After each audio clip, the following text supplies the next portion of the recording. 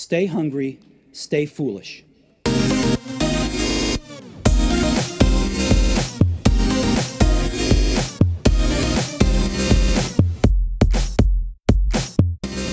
Everyone wants to create new products and services, find new customers and markets, stay ahead of the competition, and work smarter instead of harder.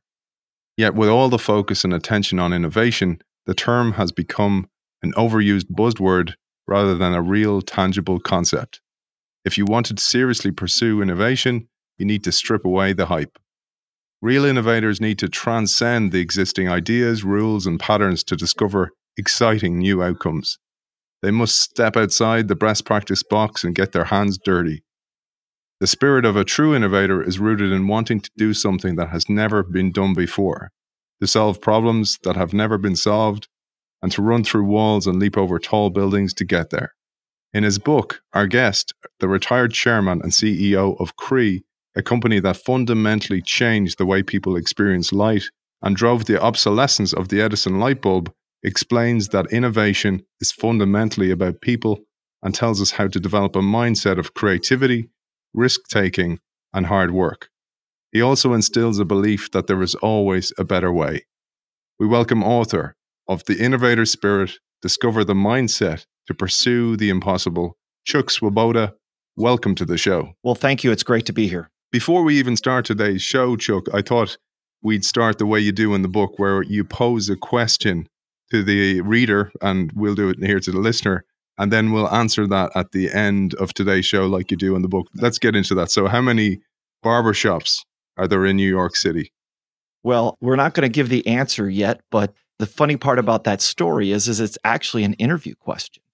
When I was running Cree and I was talking to people and trying to figure out if they were going to be wired for this thing we called innovation, I kind of needed to get at some of their characteristics. And one of the things I wanted to know is how they would deal with this concept of uncertainty. And so I would put that question out there. And while we were sitting in the conference room, I'd say, I want you to figure it out. And it was less about what their answer was and more about could they process through it and come up with something real time. And what I learned is that, if you were uncomfortable in that situation and in that moment, you probably weren't going to enjoy this adventure we were going to be on every day, which is you'd start out with an idea of what you think you're going to do. You'd learn something you didn't expect, and you'd have to change and keep adapting. And so to me, that story was kind of a way to do that. And in fact, one time I used it with a group of young entrepreneurs. I was actually speaking at a morning session, and they said, hey, let's give a warm-up exercise. And I said, I have one. And so you can imagine a room, about 300 young professionals, and they're sitting at these big tables, and we need to give them something to do for 5 or 10 minutes to kind of get to know each other. And so I said, look, what I want you all to do in your groups, wherever you're sitting, is answer that question. How many barbers are there in New York? And after about 10 minutes, I said, all right, let's stop. I want to see where you're at. And I said, okay, who here heard that question and thought, okay, he's just throwing something crazy out there. It's not serious. Let's just keep talking amongst ourselves. And I'd say probably about roughly 30% of the room raises their hands. I said, okay. I said, who here started to work on it as a group, but kind of got stuck and realized, hey, I don't have enough information. And I'd say probably about another half of the room. So about 80% of the room is in one of those first two categories. And then I said, who here has an estimate or an answer for it? And about 20% of the tables raised their hand. And then I looked at them and I said this. I said, for the first group, the ones that thought it was kind of a silly question, totally respect that, but you would never want to come work at Cree. So don't ever consider that. And I said, for the second group, it's great that you tried, but if you got frustrated and didn't keep going, I totally respect that, but you probably also wouldn't like coming to work for our company either. And I said, for the third group, if you came up with something, I don't care what the answer is. What I want you to realize is if you ever get sick of what you're doing today, give me a call. You might really enjoy what we're doing. And what's interesting in that moment, you could see about 80% of the people at first are a little bit of offended. I'm telling them, don't come work for our company. And what I explained was, it's okay. This is not a judgment. This is if you're going to pursue your career, you need to figure out what you're good at and what you like doing. And I need to figure that out, because if I bring in people that aren't wired for the problem we're trying to solve, it's not going to be good for any of us. And so it's okay wherever you fall on that spectrum. But it's kind of like why I tell people innovation isn't the best solution to everyone's problem. You have to be in the right situation. I love this honesty that's peppered throughout the book. You write through scar tissue, which is fantastic because it's not just theory based. And one of those pieces of honesty comes right up front in the preface of the book. And you talk about what so many CEOs must actually feel, that once you become CEO, you start avoiding making mistakes rather than embracing innovation. Your priority shifts to shareholder return and no longer to driving innovation, which created that shareholder value in the first place. And you say this was akin to a golf analogy, that the older you get, the worse you put. So let's share this, because this is what's so appealing for me about the book, is that this scar tissue of experience and the good and bad sides of being a CEO are shared amidst this world, particularly now that's in desperate need of innovation. I love the golf analogy. And just, I'm not much of a golfer. My son is, but I played a lot. And I always thought that analogy of, so why do you get worse at putting, is just the easiest way to think about this, right? At some point, if you fail enough, you either start to think about that failure before you pursue it, or you've become accustomed to it and you're unafraid of it, right? And so what happened for me is, in the beginning, I was a 34-year-old CEO of a public company. So I know very little. I think I know a lot, but I don't know actually very much. But I have all the confidence in the world. And so we charged after markets and problems. And I was truly unafraid of failing because I figured we'd just figure it out. As the company grew and had success, you start to get rewarded for the success. And when you get rewarded for the success, these feedback loops come up, where whether it's your shareholders or your board members, or just think about how we pay and compensate people. They don't pay you or compensate you as a CEO because you took some great risks and failed a bunch. They pay you because you hit your numbers and the stock price went up. Full stop. Like, there's very few CEOs that get to keep their job if the stock price keeps going down or is unpredictable. And so what happened was I start out in this mode being part of this small company that was very innovative.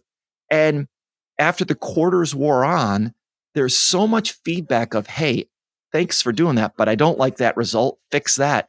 That we started to put in place more and more of these things to essentially reduce risk, prevent failure, and deliver predictability. As in the simplest form, you're measured every 90 days on the quarter.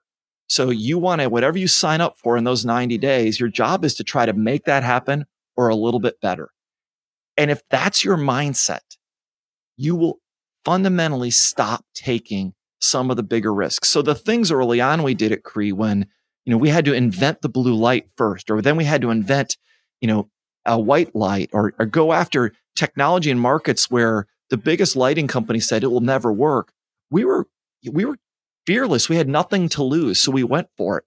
But then when you start to have that success, and all of a sudden people are saying, hey, this is great, look at how successful you've been, your mindset shifts. And so the realization to me really came from, I was sitting there and I'd been the CEO for 16 years and a quarter. And yes, I actually started counting earnings calls somewhere around 30 or 40. So I was the CEO for 65 earnings calls. And what you realize is that you start counting and you start remembering all the things that could go wrong this time. And so I'm sitting there saying goodbye to the employees on my last day after I'm retiring. And I realize, this company that I'm walking away from, there's so many things that I'm leaving that aren't actually the way I wish they were. We're not as innovative as we were. And, I don't actually even like it as much as I did before. And it's not that the company wasn't doing well. I didn't enjoy being a part of it, because all the things that I originally did and we did as a team to become innovative. In fact, these are the things that when I left my first job in corporate America, right, at Hewlett Packard, I said I would never do again. At the end of 16 years as being CEO, I was doing all of them. And they were the right thing to do what the shareholders were asking us to do, but they weren't the right thing for innovation. And more importantly, they weren't the right things for me anymore. And I think it was really hard to come to that realization. And I fully didn't appreciate it until I got away from it. And I really had to step back to understand it and see it. So let's stay on this for a little while. The idea of getting shackled in your ways, and particularly success can be a beast and trap you in a way. And you pose a question that sums it all up really. And you ask, which is better, to promise 3% growth and hit 5%, or promise 20% and hit 10%? And most people will promise the 3 and hit the 5 because this resonates so much. I used to do this myself all the time, where I'd promise much more than I would achieve, but I'd achieve much more than the people who would promise a lower goal. And they'd get rewarded. And it used to drive me crazy. You're kind of going, well, for being ambitious, you're getting punished for that. And that becomes a mindset of a business then as a result.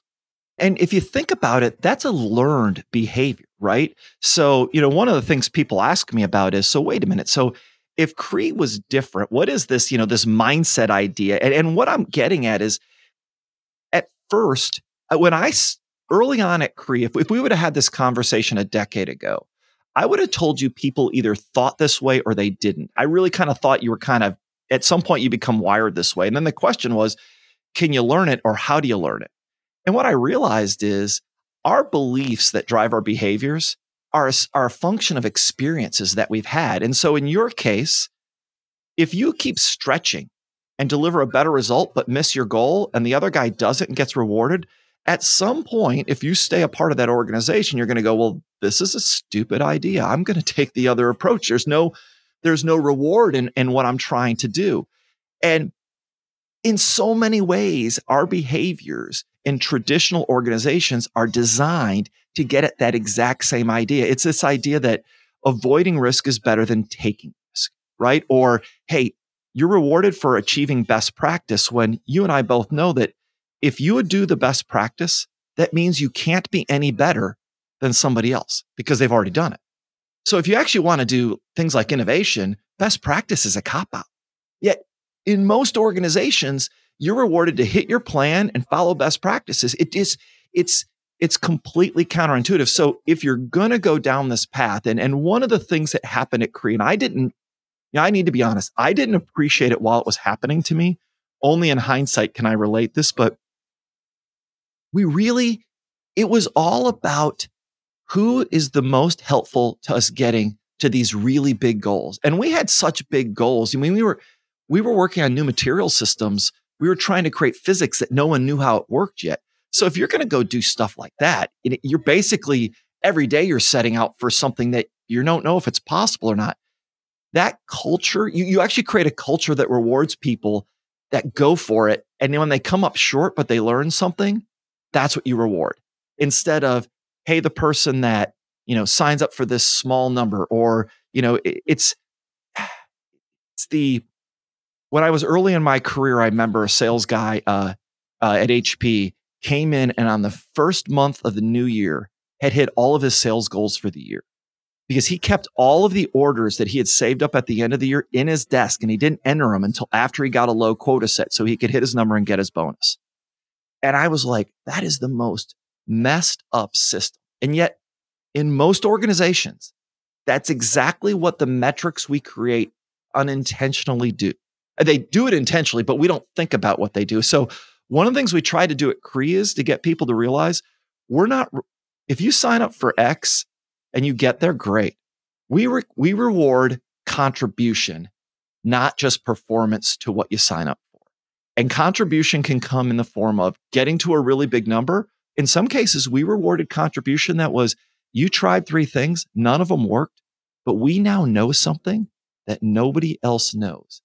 Because when you're pursuing something like innovation, right, you need to know what you don't know. And so the people that were good at that is who we rewarded. And the way we did that, honestly, is a culture that was a little bit about typical quarterly cash bonuses and much more about equity ownership. And, one of the things I hate is that in the last 20 years, we've kind of made this idea of employee ownership not nearly as popular as it used to be, but we literally treated everyone in the company in the early days as an owner. Yeah, and I love that. And that guy you mentioned in HP, I had a similar experience. Like, you were driving digital transformation, and in the early days of any product, you can't predict what the revenue is going to be. And one month you might have a killer month because you might hit it out of the park, and the next you don't. You're even learning things like seasonality. And I suffered the exact same thing where you had colleagues who were essentially buying the money by giving kickbacks. And the profitability even of their product was way less, and it was a dying product. But they were the heroes, and they were the ones that were celebrated in the business for being consistent. And I understand the predictability thing, but it absolutely kills behaviors. And this brings me to a brilliant thing that you used to do in Cree, and this was even before your time, and even part of your hiring into the business, which was to understand somebody's mindset from an interview on the basketball court. Yes. So, I'm working at HP and I meet these Cree guys and they said, "Hey, come on out. We want you to come talk to us about an interview." And you need to understand, I'm working for, at the time, Hewlett Packard's like the cool company, right? It's like working for Google today. And so they fly me out to Raleigh, North Carolina, from Silicon Valley. They won't let me in the building, by the way, because they're so paranoid about their secrets. So my entire interview is being done in the booth of a restaurant at a local diner. And then at lunchtime, they go, "Hey, let's go play basketball." And they had told me to bring my shoes. And I was like, "Okay, I guess I can." We go out and we play a game of basketball. And it's myself, the CEO, pretty much all the founders. I think it was a 4-on-4 game. And they played this game like they were playing for the NCAA championship.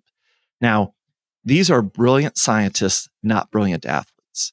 But what they lacked in athletic ability, they made up for in intensity, the ability to throw elbows, a lot of arguing about the physics of who that ball went off of. It can't have gone off of me because literally we would have arguments about the trajectory of the ball. But in any case, I'm playing this game and they are playing hard. And I survived the game, and it was kind of fun. It was a bit of an intimidating experience. And at the moment, they were just doing it because they wanted to play basketball at lunch. Well, I ended up joining Cree and realized we did this with every interview candidate. And what it became was, and it was a bit unintentional in the beginning, it became this way of people in an interview, try to tell you who they want you to think they are, right? A resume is a sales document. It's not a reality. On a basketball court, you get someone running up and down the court. You put them under pressure in the moment. Passing the ball, do they pass it back? Do they shy away from contact? What happens in all these moments? And all of a sudden, their true character gets revealed. And more importantly, a startup is like a big team, right? It's changing every moment of the day.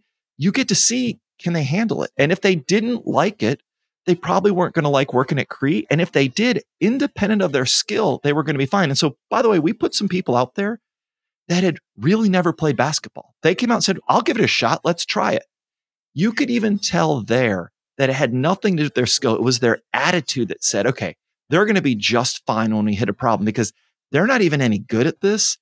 And they're not afraid to try and find a role and find a way to contribute given whatever skill set they have at the moment. And so it was this really interesting insight into human character that I wish in hindsight we could have done it forever. We got bigger. We couldn't keep doing it. It just became impractical. But probably for 4 or 5 years, just about every person who joined the company or didn't was interviewed by playing basketball at lunch. Yeah, and we'll come back to how the scaling of the business actually can kill innovation a little bit, and something that you observed and really then doubled down on when you were leaving and you wrote about this. But we've just completed on the show here a 7-part series with the brilliant founder and CEO of Visa, Dee Hock.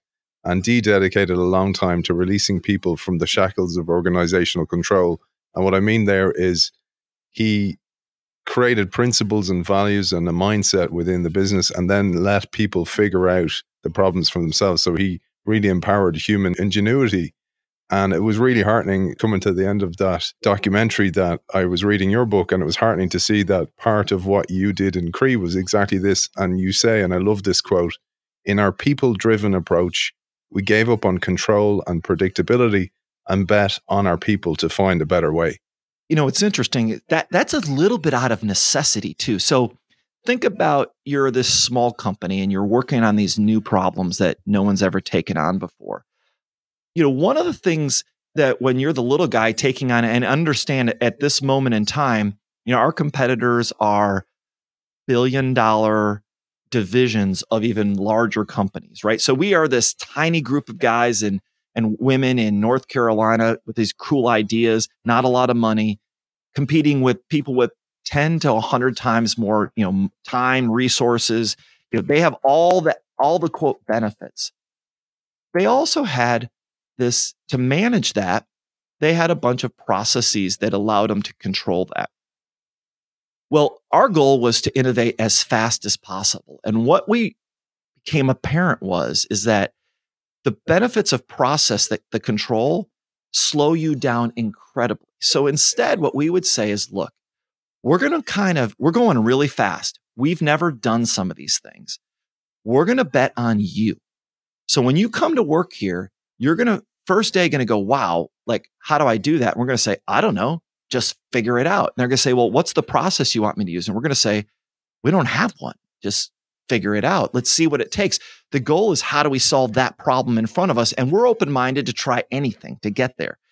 And so it was essentially, the bet was, people, if you empowered them, could change and adapt to new information far faster and better than any kind of structured approach. And so what we were trading off was a speed and the ability to change, and we gave up control on the other things. And so in the early days, that would allow us to, go into work one morning thinking, this is the idea we're going to try. We know it's going to work.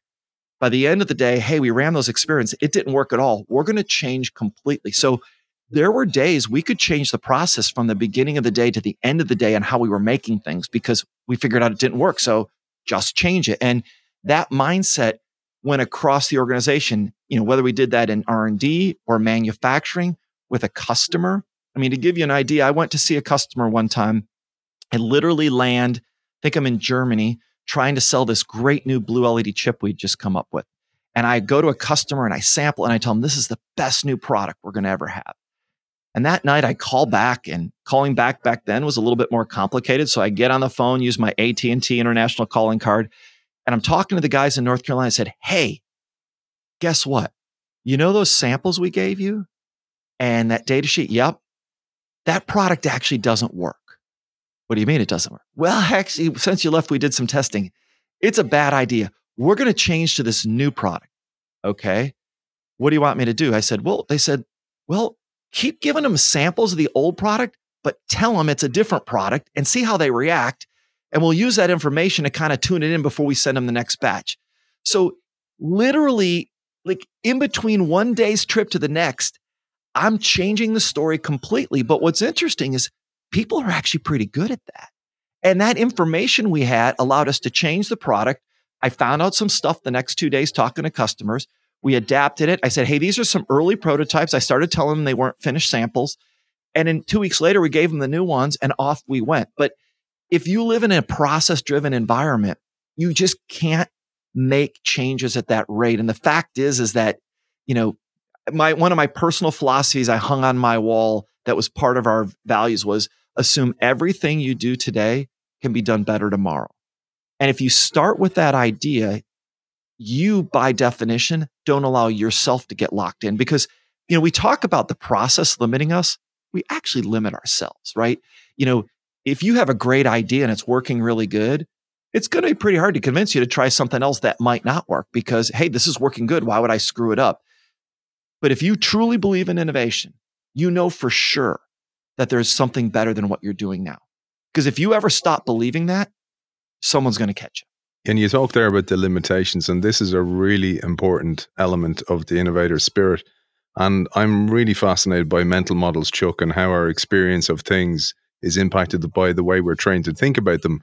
And this is the idea of thinking within a box or within limitations of some sort. And in that mindset, within an organization, we're trained to think about org charts in a similar way. And this is key to your success in Cree, was the idea of flattening that org chart. And I love the exercise where you asked people to fill in a blank org chart for the organization before they started. So let's share a little bit about this one. This is brilliant. Yeah, so we would sit in a conference room, and this is typically they would get this question after they got the question about the barbers. And I would draw a set of circle, like an org chart on the board, and I'd have one at the top and two at the next level, and then I'd have 4 or 5 along the bottom. and I'd hand the whiteboard marker to someone. I'd say, okay, I want you to think about how you think we're structured at Cree. And I want you to think about it not like job titles, but functions. And so, you have the executive team and you have sales and marketing and R&D and all these things. We're in the business of innovation. I want you to write down where you think these different pieces are. And typically what would happen is, someone would put executives at the top, so the CEO and others at the top. And then depending on what function they were in. And so, by the way, I didn't do this with just engineers. I did this with everyone. So if the guy was applying for a job in finance, they asked the question. I could ask a lawyer this, an HR person, an ops person, R&D, sales, didn't matter. And invariably, they would take whatever function they were in, and it would become one of the next two. So pretty much they always put the CEO at the top. They put their function and something else in the middle, and then they just decide to put the rest at the bottom because that's all I left. And I said, so tell me how that's going to optimize innovation. And they'd go, well, and you kind of get this blank stare. And I said, well, let me show you how I would do it. And what I would do is I would write at the top, I would say, look, all businesses are about optimizing their constraint for what's most important to that business. So if you're in the innovation business, the most important thing are the resources that generate the ideas that solve these problems. So in our case, that's typically what I would call the R&D function. And it's not necessarily just that department, but people that serve in that role. They could be in other parts. So I'd write that at the top. And then I said, what are the two things that you need if you have a great idea to create value from? And one is you got to have a customer that cares about it. So I would put sales/marketing because I said they would represent the customer. And I say on the other side is you have to have someone to take that idea and make it at a quality and a cost that the person wants to buy it and you can make a profit. Those are my top three. And then I would write all the rest at the bottom, including myself as the CEO. And typically people would look at me a little bit confused and go, what do you mean you're at the bottom? And I said, think about it this way. Yes, in an org chart, I'm technically the boss. I'm ultimately responsible. That's not what I'm saying. But when you make decisions each day, people confuse the org chart with how you should optimize decision making. What I'm giving you is how you want to optimize decision making. So what I want to do is I want the people that are most critical to coming up with new ideas to solve problems I want what they do every day optimized to do that and as little of all the other overhead. So if you're the head of finance and you've got some great new idea to improve the efficiency of finance, but it in some way de-optimizes my R&D guys, like, hey, I'm going to make all the R&D guys, I'm going to save a purchasing clerk and instead teach every scientist to place their own purchase orders. So I'm going to take a scientist, which there aren't enough of in the world in my particular area, and I'm going to have them spend some of their time doing something I could hire a purchasing clerk to do. That's a horrible idea, but that's what most organizations do. So I said, that's why they're at the top. And I said, the second group is manufacturing. Look, they've got to work with the R&D team to figure out how to take their ideas and make them, but they shouldn't be wasting a bunch of their time serving the needs of the rest of the organization. Because the fact is that the CEO is overhead. And so is everyone else. And we're important to make an organization work. But if you optimize around my needs or the finance team's needs or HR's needs, you're going to miss out on what this business is designed to do. And so you started to get very different behaviors. And I would tell you, I did it for two reasons. That is philosophically how we were going to act later. But I wanted that person in that room to decide if they wanted to be part of that organization. Now, you tell an R&D guy this, they want to come work for you, no problem. But you tell someone that works in finance or legal or HR or other executive roles that they're not optimized around them. We're optimizing ourselves around the other people. You get some people go, whoa, that's not for me. And that was okay. I wanted people to self-select not to come to the company because if that wasn't going to work for them, I wasn't going to be able to change their mind once they got there. I needed them to come in open-minded to that. That's how we were going to do this. Because if they had spent 20 years, and I'll give you an example, if they had spent 20 years at IBM, a place that had incredibly brilliant people, but they believed there was a process. There was an IBM way of doing things.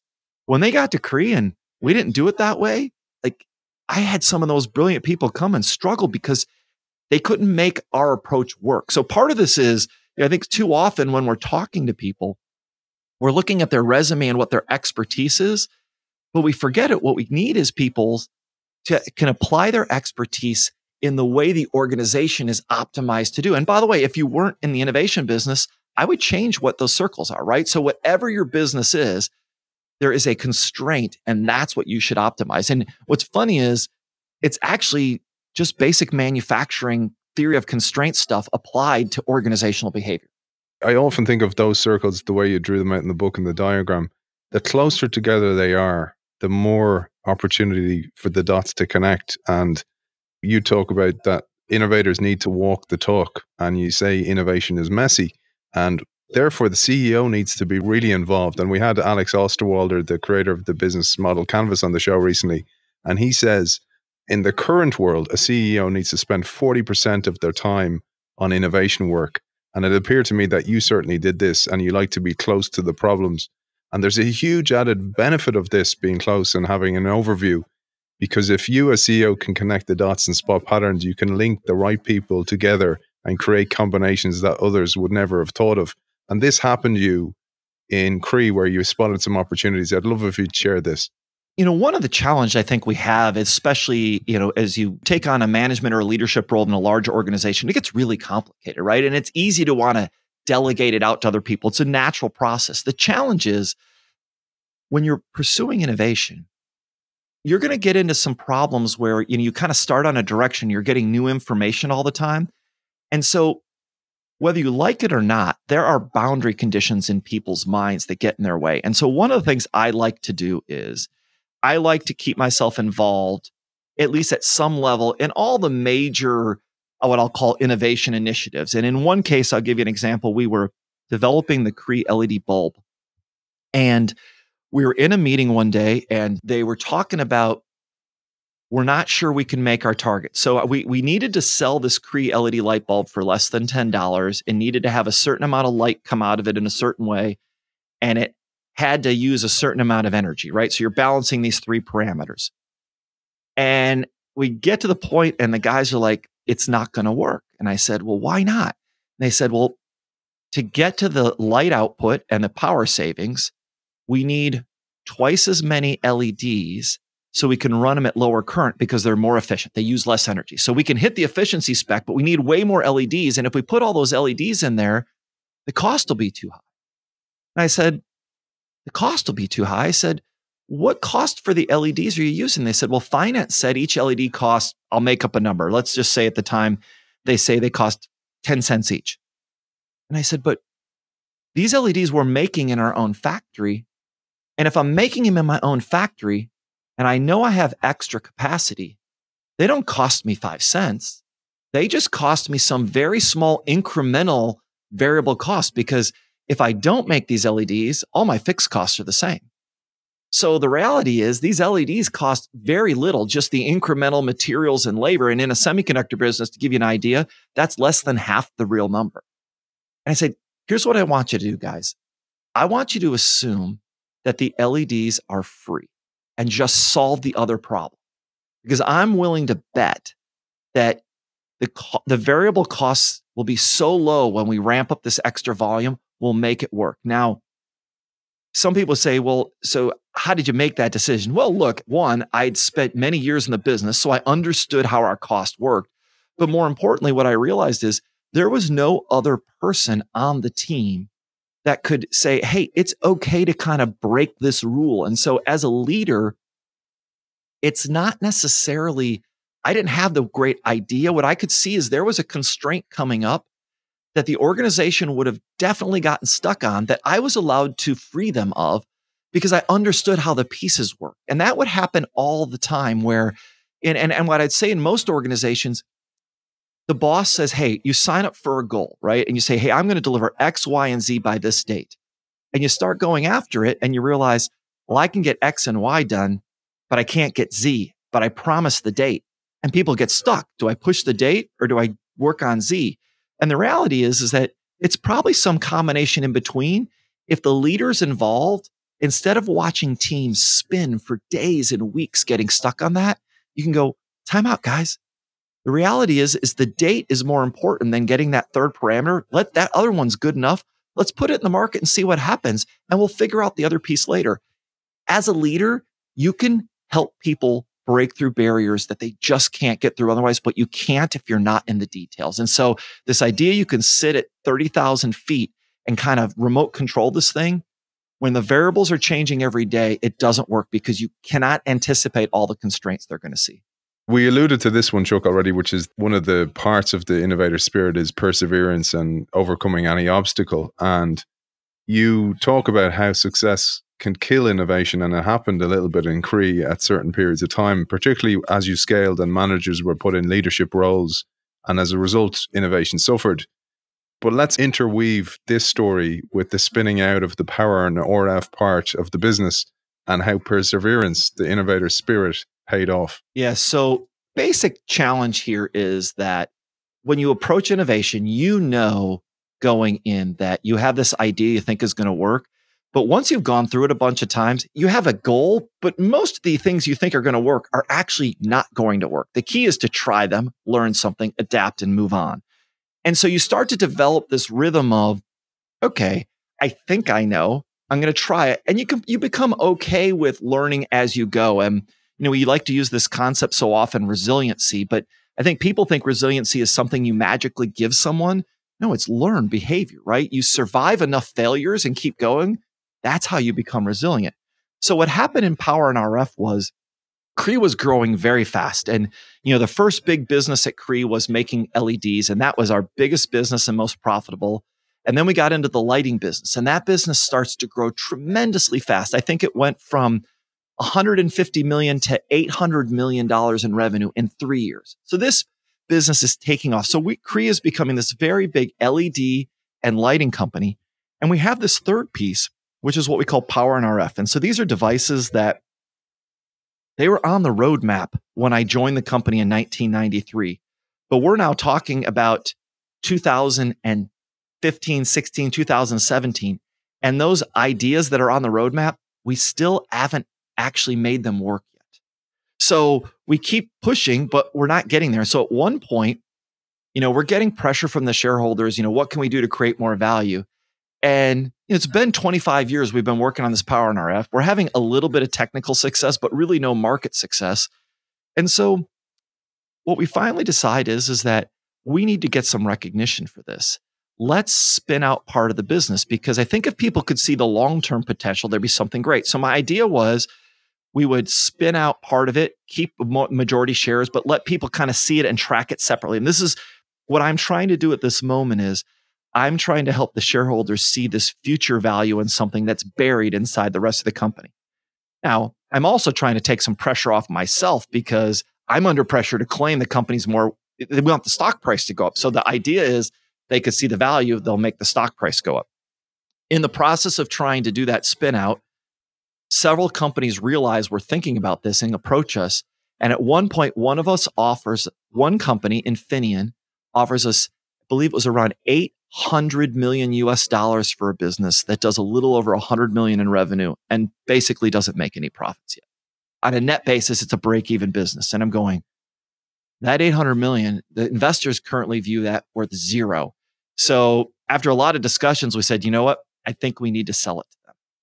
So we go through a process deciding to spin out this business and sell it. And I would tell you that was a bit controversial. There was parts of the people at the Cree team who were pretty frustrated that they weren't going to be part of Cree anymore. But the reality is that there was this other company that was going to pay us, 8 times what our current shareholders valued it for. Well, in the process, we negotiate a deal, we sign it, we spend a year trying to get it approved. It's not approved by the government. Politics in the US change, and basically the government decides that no company that's not a US company can buy this technology. It's potentially too important. So we're going to keep it. During this time, the products start getting designed in. And so this thing that I had been working with and the team had been working for 25 years that I frankly had started to give up on keeps going. And they start getting designed into things like electric vehicles. Next thing we know, that business goes from neat technology, not many customers designs, to, wow, we're fully sold out for the next few months. Wow, there's more demand. And like, we're not only in electric vehicles, but we're in 5G base stations. People start showing up. I want more. Next thing we know, within 6 months, we have sold all of our capacity for the next 2 years and are putting in place a plan to double the factory and spending about $200 million to expand capacity. And what it was a story to me is I thought of myself as someone who was really good in making the long bet and betting on these things. But even I eventually got frustrated and let the pressures of creating shareholder value now convince me to try to sell this thing. That business today is now not yet the biggest business, but it is what's driving the valuation of the company. And most people believe that over the next few years, the entire company will be primarily valued based on that business that I tried to sell. That if I would have just given it a more time, I would have never gotten up. Now, that being said, you could also argue that the process of trying to sell it raised the visibility of the business and maybe got us designed in some places. But that's probably me as a CEO trying to make myself feel better for the fact that I almost sold what is going to become the most valuable part of the company. But it's an idea that even someone like me who is used to long bets, at some point you tend to give up. And the history of some of the great technologies is it didn't take 5 years or 10 years; they took 20 or 30 years. I mean, just look at when the internet first came out. From the days of the first internet being available to when it really became a successful business was a long time. Coming back to the innovator's spirit and some of the behaviors that are necessary to be an innovator, we had recently on the show Amy Edmondson, who's the mother of the term psychological safety. And she talks about psychological safety being paramount to any successful organization. And one of the outputs is having the confidence to pitch a half-baked idea. Now, the flip side of this is having the psychological safety to call out that idea as being stupid. And you tell us the ability to face brutal facts is part of an innovator's DNA. Yeah, it's interesting. I was not familiar with her work when I was working at Cree, but since then, since I wrote the book and wrote that chapter, I've had a chance to read her work. And she really captures something intellectually that I learned just basically through experience. So I go to work for Cree, and I'm a 26-year-old guy. I've been working in industry for about 4 years. I joined this crazy group of scientists trying to build this startup, and I get invited to my first Cree management meeting, and I'm all excited. And I go in there, and I'm sitting down in the room, and my boss, who's the CEO, hands out a piece of paper to start the meeting and says, "Hey, before we get started, I want you all to read it because I want to talk about this." And I flip over the piece of paper, and it's an email that I had written to a customer the week before. And he has circled the first sentence. And in it, I have a grammatical error. And I'm like, oh no, this is going to suck. Like, I'm some combination of embarrassed, frustrated, and maybe even a little bit mad. And as I'm sitting there going, what the heck am I going to do? It starts to dawn on me that he launches in and says, look, here's an email we wrote to a customer. We're an early stage company. We need every customer we have. We can't afford to make sloppy mistakes. And this is the case of just being sloppy. And we've got to be better than this. He wasn't insulting me. He was making a point to the whole team that the fact was I had made a mistake. And I was sloppy. And there was something that I could and should do about it. And it was up to me to hear it. And that was kind of my first experience in this. You've got to be prepared to deal with the brutal truth. Now, the subtlety I learned there was, and I learned this by immersion therapy, otherwise known as you survived it. But I appreciated the fact that everyone, and I believe this, was there to try to solve a problem and make the company better. I was inherently willing to buy into that. And I think the others on the team were too. And so we built a culture around that idea. I think what challenge for most people is, so we essentially had psychological safety. The CEO of Shopify wanted every employee to be responsible for their own mental health. So instead of this idea that I'm supposed to make you comfortable with it, let's start with the idea that you have to start with, you're going to be comfortable. You're going to assume what I'm saying is about the problem and not the person. And what's interesting in our case is when you flip it around that way, getting to this point of psychological safety, which we didn't call it that, I didn't even know what the term was at the time, works much better because I think one of the things we miss so often is we assume that the communicator has all the responsibility, but the person hearing this has an equal responsibility to hear it and take it the right way. And if you start there with that assumption that that's what we're all going to believe to begin with, it's way easy to build this culture around it. And if you start with the assumption that, hey, you're making me feel bad, this is personal, you'll never get there. And so for us, the trick was to really reinforce this idea and then never stop doing it. Because one of the challenges is that as you bring in new people to the organization, there's this pressure to, oh, we should be nicer to each other. And the fact is that if you stop working on the hard facts and instead dance around issues, it will take you 5-10 times longer to get to the problem. And, we're in a race of time, right? Innovation's about getting there first. You have to have as much of your energy on the real problem and as little on the distractions around it. And so that was our approach. We called it the brutal truth. And it became a really interesting process to the point where we turned it into a formal step of our business review process. So when we would present to our board, each of the business leaders was asked to start with the brutal truths about their business. So they would start. So you're running a business and your first job is to present to the board all the things about your business that are screwed up, all the bad things. And what was interesting is in the beginning, people found it very hard, but in the end, it changed we had conversations that were so value added with our board because we were dealing with reality instead of someone trying to make you feel good about it. The fact is, telling your board everything's okay, they can't help you very much. If you tell them what your problems are, these are typically smart business people. Let them see them and help them and get some great advice. And if you're open-minded, that you go a lot further, a lot faster. So that was the concept. It was not easy to do every day, but it certainly was a powerful tool. And what I've seen in other companies, whether it be, Shopify quoted, if you look at Pixar, they call it a culture of candor is the term they used. And even Intel's been famous for their really brutal confrontational style. You'll see this theme over and over again. It wasn't just at Cree, but it's in a lot of other companies that they're the really great problem solvers and innovators tend to be comfortable going right at the problem and not wasting a lot of time on the niceties. Yeah, and I love this because I'm from a sporting background and feedback is everything. And knowing what you did well doesn't really help you get better. And I love the way you use this at a board level, because if you think about so many boards, I'm sure the people in the board have sat on boards, and I know you're a chairman. It can be frustrating because you kind of feel a little bit like a spare tool. You're not really used where you could be adding serious value. And then when you do add value, there can be a feeling that you're being a naysayer when you're actually being a gainsayer, trying to add value to the business because that's your job. But you brought it right back to the hiring level. And I love this. And I was laughing when the little anecdotes you tell about yourself. You were like the triage nurse in the hospital, avoiding people getting to the doctor, trying to avoid the wrong people getting into the business. You brought brutal truths into the hiring process.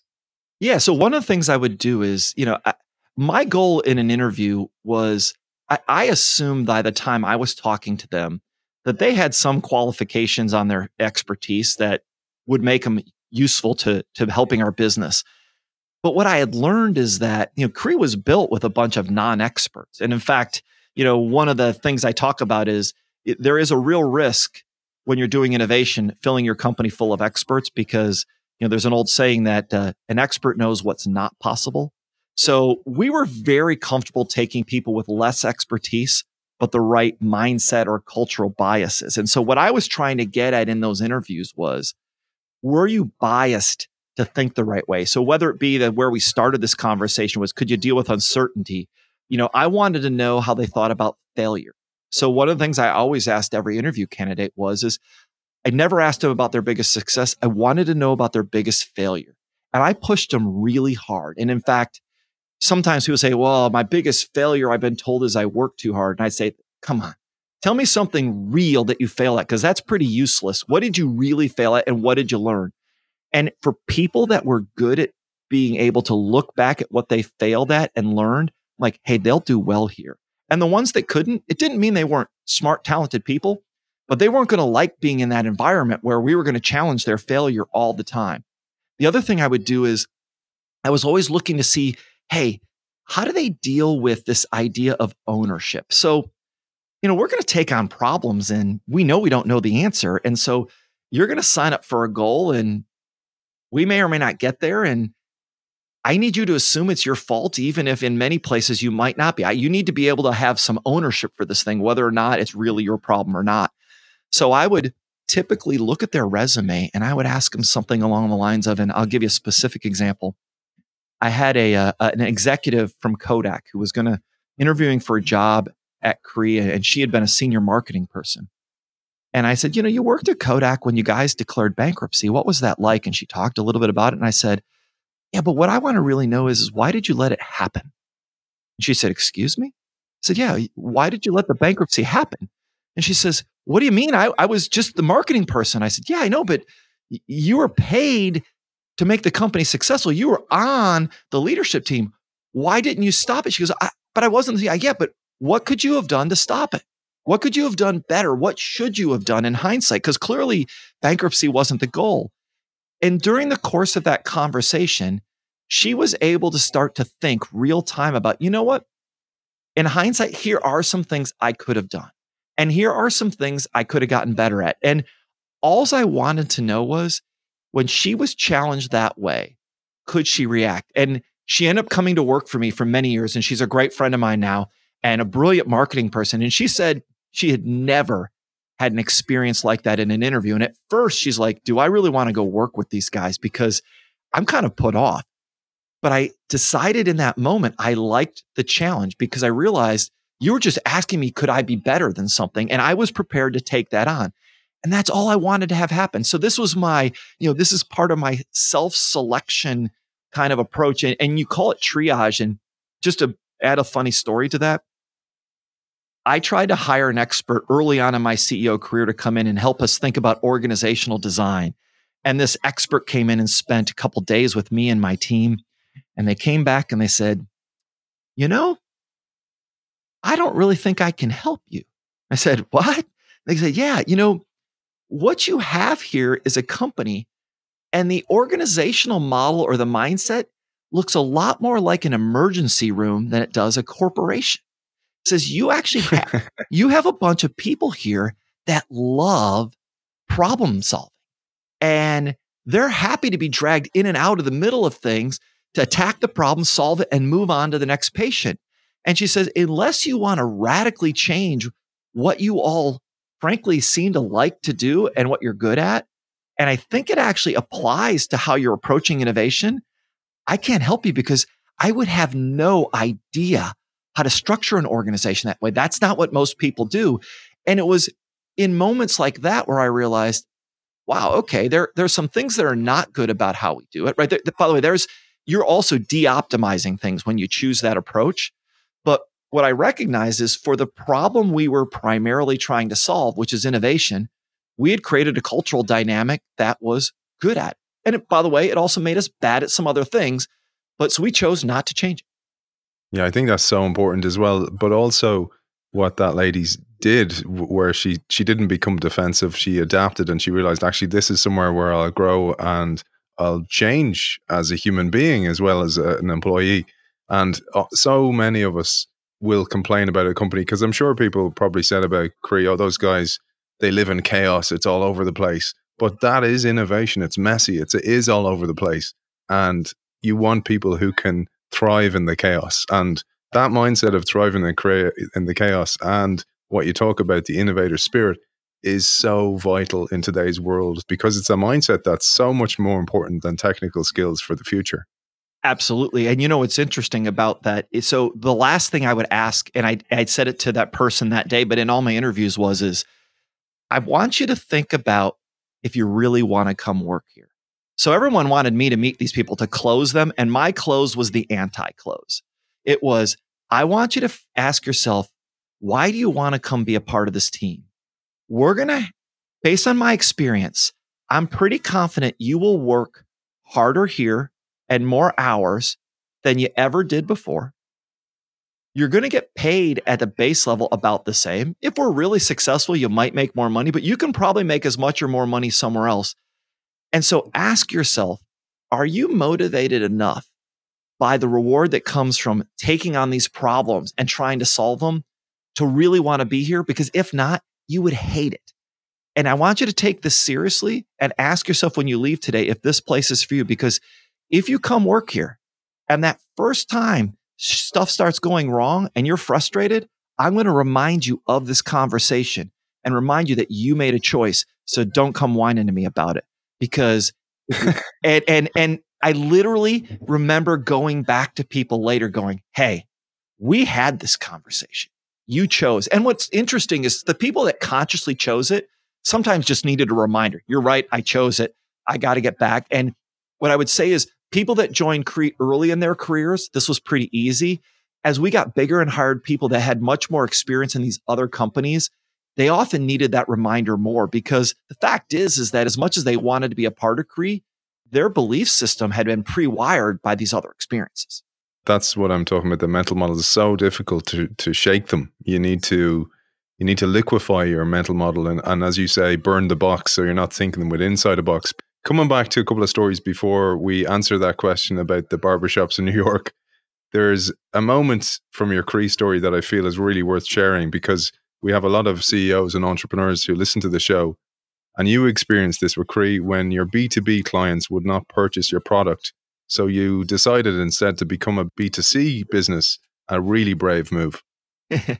Yeah, one probably out of desperation. But so we start out with LED lighting thinking it's going to happen. No one wants to do it. We have to build an LED lighting company, and we find some success in commercial customers where they understand that I'm going to pay a little more for the LED lights, but I'm going to get a payback over time. And we said, okay, well, that's great.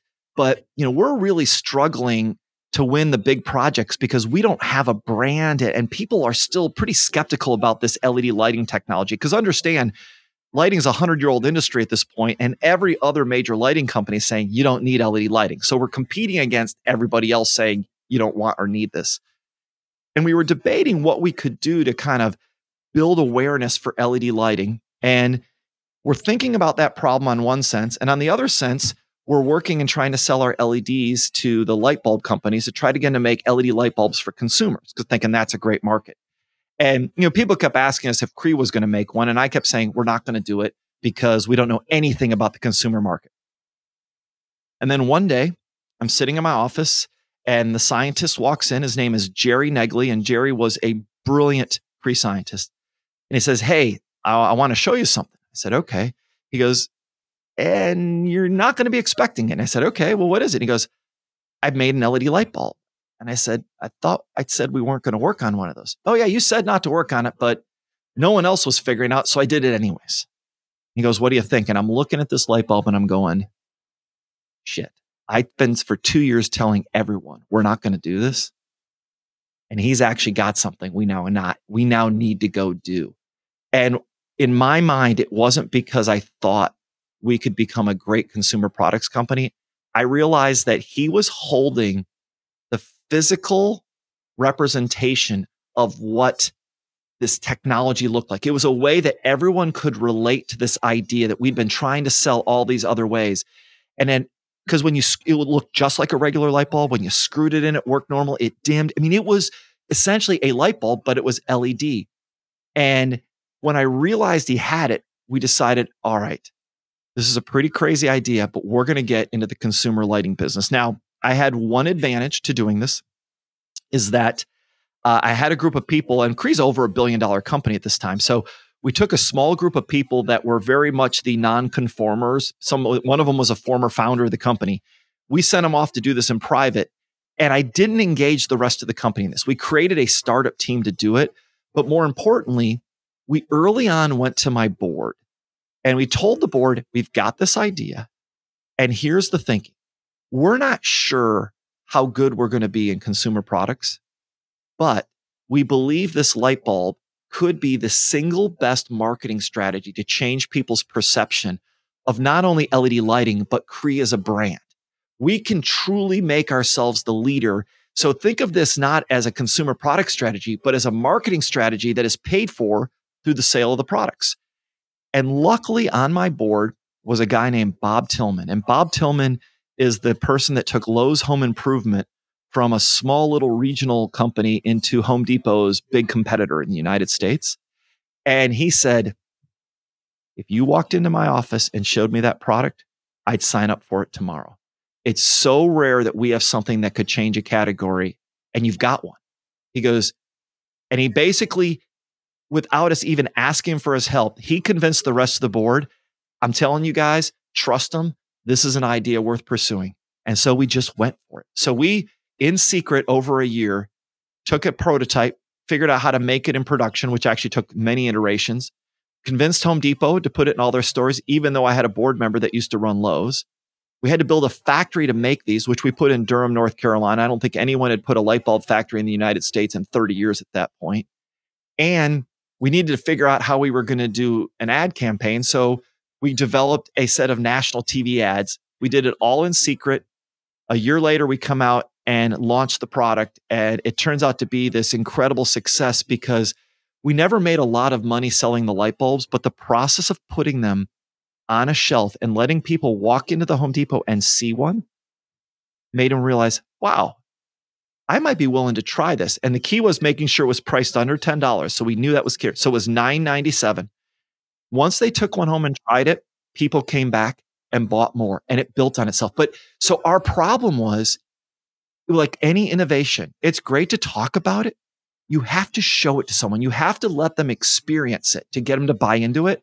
And the light bulb simply became a giant marketing strategy for LED lighting. And, you know, if you walk down the aisles today, there really aren't anything but LED light bulbs. But when we were doing that, most people thought it would never work and thought we were crazy. They're literally, most of the large light bulb companies would have bet you at that time that we would never convert to LED lighting because what they had was good enough.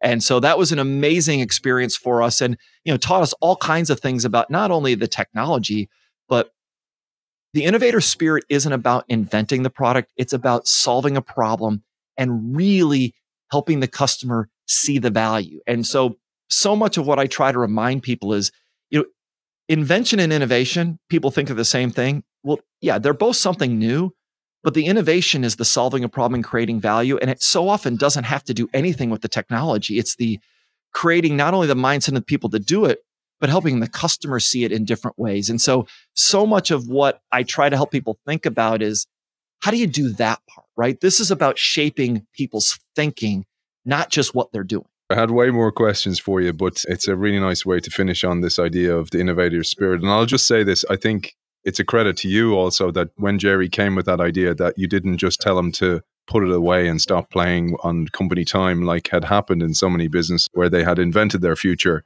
but they focused on their present or their past. We have some unfinished business, Chuck, and that is the question we posed at the start, which was how many barbers are in New York City? Let's share how you actually go about this. Yeah, so there's a couple of different approaches, but essentially the way I start is this. How many people are in New York City? And it depends on which number you start with, right? Whether it's the greater metropolitan, but let's just start with a number of around 8 million.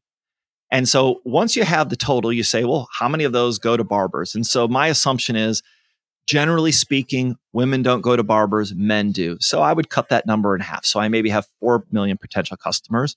And then some percentage of those don't go either. They're either too young, too bald, or they do something else. They don't get their hair cut. So I typically then take out somewhere, depending on roughly, let's call it about a third more of those people or a quarter more. So if we go from 4, we're going to be down to, let's call it 2.5 million people. And so now you have 2.5 million people that could go to a barber. So now that you know what the demand is, how often do they get their haircut? Well, I would say probably about once a month. So I need 2.5 million people to be able to get their haircut once a month. What's the capacity? So if I go to a barber shop, it typically takes a barber, when I've been, about 20 to 30 minutes. And if they're working for 8 hours a day, that means they can do somewhere between 16 and 20 haircuts a day. So let's just say we use the 16 number. And then you go, okay, so they can cut 16 people's hair a day. So how many barbers does it take? Except, wait a minute, they're not going to be full all the time. right? So there's not 100% capacity. So I'm actually assuming when I go into the barber shop, depending on the time of the day, sometimes you're waiting if it's after work. And if it's in the middle of the day, you see a couple barbers sitting in their chair reading the paper. So I'm going to assume that about a third of the time, they're actually not cutting any hair. So I take out a third of that capacity, you divide it out, and you typically come up with a number, depending on which of those assumptions you make, somewhere in the 7,000, 8,000 barber range. And people then always ask me, so how many barbers are there in New York? And the truth is, I don't know, because it wasn't meant to actually figure it out. It was meant to see if you could figure it out. And just so you know, I've recently taken to using this question to interviewing boyfriends of one of my daughters. And it's a unique approach, but I will say the last 2 times I tried it, I got some really good sports out of it. And unfortunately, it didn't work out for other reasons, but they were great sports about it and actually enjoyed answering the question. So to me, it's one of my favorite ways to get a conversation started. Fantastic. Well, it was a great way to get today's conversation started. Chuck, where can people find out more about you, your book, your work, etc.? So the easiest way is to check my website, chuckswoboda.com. The book is available pretty much anywhere you buy books, Amazon, Barnes & Noble, and it will be in bookstores starting on May 5th. I'm also doing a lot of writing, so you're welcome to follow my weekly articles on Forbes or follow me on social media at the Chuck Swoboda or on LinkedIn. And also then your podcast as well. Oh, that's right. Thank you for, I would be remiss not to mention my podcast, which is Innovators on Tap, which you can find on Spotify, Apple, or just about anywhere there are podcasts. And we do that once a week. Author of The Innovator Spirit, Discover the Mindset to Pursue the Impossible, Chuck Swoboda. Thank you for joining us. It has been a great pleasure. I really enjoyed talking with you.